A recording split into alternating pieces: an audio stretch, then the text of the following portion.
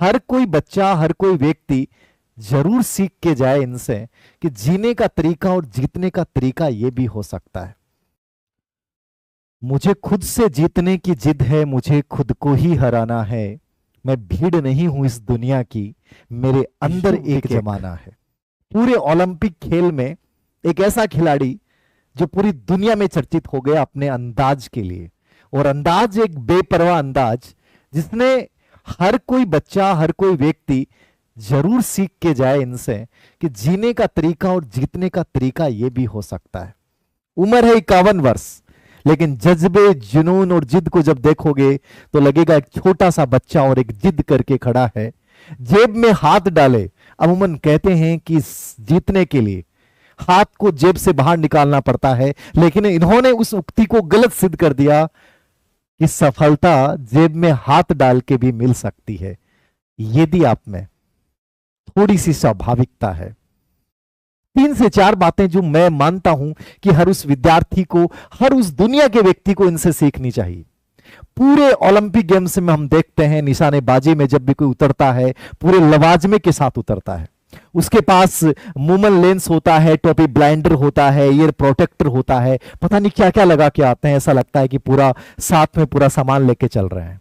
लेकिन ये खिलाड़ी जब आता है तो एक साधारण से अंदाज में एक सिंपल सी टी शर्ट, ट्राउजर पहने और पिस्टल हाथ में लिए, एक साधारण सा चश्मा पहने, और निशाने में जो इसकी सटीकता है, जो स्वाभाविकता है, वो पूरी दुनिया को आश्चर्यचकित कर देती है। क्या सफलता ऐसे प्राप्त की जा सकती है? निश्चित रूप से प्राप्त की जा सकती है। पहली चीज जो आपको सीखनी चाहिए, जब भी कोई चीज लेके जाएं, संसाधन लेके जाएं, कम से कम लेके जाएं, लेकिन जब लौटें तो बड़ा लेके लौटें। ये कम से कम संसाधन लेके गए, बहुत सारे खिलाड़ी दुनिया भर के संसाधन लेके गए लेकिन वो खाली हाथ लौटे।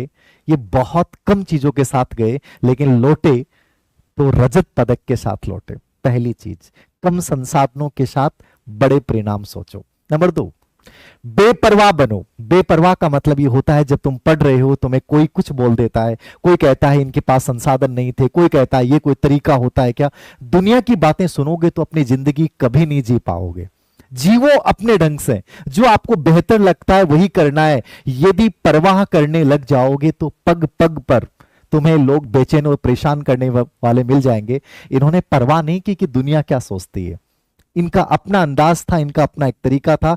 तो बेपरवाह बन जाइए। जब सफलता के पथ पे तुम घर से निकल पड़े हो तो दुनिया की प्रतिक्रियाओं की चिंता किए बिना वो तरीके आजमाने हैं जो तुम्हें अच्छे लगते हैं। तीसरा, जब भी कुछ करें ना, अनूठा करें, नया करें, लीक से हटके करें। जितने भी निशानेबाज थे वो एक लीक में जाके कर रहे थे, लेकिन ये निशानेबाज लीक से हटकर कर रहा था। मैं चाहता हूं कंपटीशन में जब भी तुम उतरें तो उस भीड़ वाली लाइन में मत चलिए, थोड़ा सा लीक से हटके करिए ना। ये कॉन्फिडेंस अपने अंदर लेके आइए ना, ये सटीकता अपने अंदर लेके आइए ना। ये दुनिया तुम्हारे पीछे पीछे चलेगी। तुम्हारी काबिलियत की तारीफ के पुलिंदे बनाए जाएंगे जैसे आज यूसुफ डिकेक के बनाए जा रहे हैं। तो लीक से हटके काम कीजिए। ये तीसरी चीज जो आपको सीखनी चाहिए। चौथी चीज, जितने ज्यादा स्वाभाविक रहोगे उतनी ही सफलता आपके पास आएगी।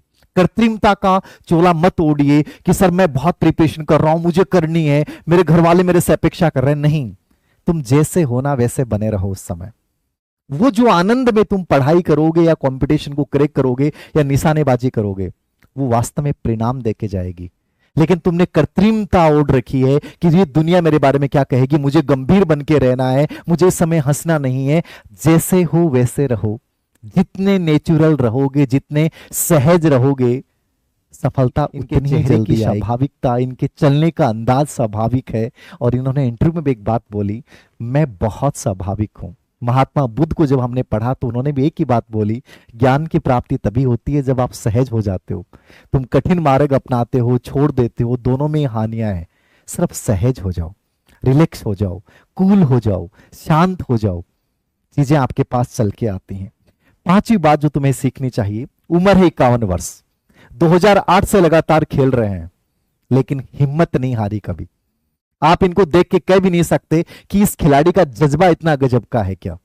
2008 से ओलंपिक खेल में भाग ले रहे हैं और उसके बाद लगातार खेल रहे हैं और रजत पदक इस बार जीता है। और इन्होंने क्या बात बोली है, कॉन्फिडेंस देखिएगा कि 2028 में मैं गोल्ड जीत के ले जाऊंगा। तब तक मैंने केवल इसको उधारी पे दिया है, इस बार के गोल्ड मेडल जीतने वाले को। क्या ये कॉन्फिडेंस गजब नहीं लग रहा? ये विश्वास हमें क्यों नहीं होता कि सर मेरी पोस्ट पक्की है, मैं 100% 2025 में लगने वाला हूं? ये कॉन्फिडेंस जब तक नहीं आएगा ना, आप बहुत बेहतर नहीं करोगे। तो ये बहुत जरूरी है। और एक विशेष घटना, जब आप कहते हैं कि सर कोई हमें तोड़ देता है तो बड़ा मुश्किल होता है, कोई कुछ बोल देता है तो बड़ा मुश्किल होता है, इन्होंने जो ये जज्बा पाला ना, तलाक होने के बाद निशानेबाजी शुरू की, और आज आप देख सकते हैं पूरी दुनिया में इनके चर्चे हैं। तलाक के बाद या जिंदगी में कोई धोखा होने के बाद, टूटने के बाद, बजाय आपको क्या होना चाहिए?